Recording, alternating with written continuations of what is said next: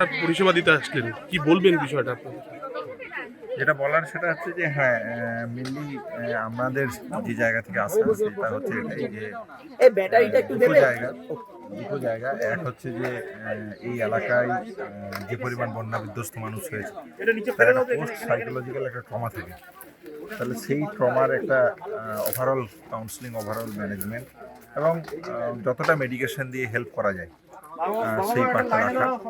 এর সাথে হচ্ছে যে অনেকক্ষণ জল জমে থাকার ফলে শারীরিক যে ক্ষতির জায়গাগুলোতে হয় এবং জলবাহিত যে রোগগুলো হয় সেই ধরনের যদি কোনো পেশেন্ট থাকে তাহলে তার একটা মিনিমাম সুরাহা দেওয়ার চেষ্টা করা। আমরা মনে করি না যে আমরা 2জন 5জন 10জন আমাদের যে টিম এসছে সেই টিম দিয়ে ওভারঅল ফুল চিকিৎসা দেওয়া সম্ভব, কিন্তু যেটুকু পাশে থাকা যায় একজন মানুষ হিসেবে মানবিকতার জায়গা থেকে যেটুকু আমরা ওনাদের হেল্প করতে পারি, ওনাদের যা সমস্যার জায়গা থাকে চিকিৎসা সংক্রান্ত সেই জায়গাটা আমরা দেখতে বদ্ধপরিকর এবং সেই জায়গা থেকে আমরা চিকিৎসা পরিষেবা দিতে চাই।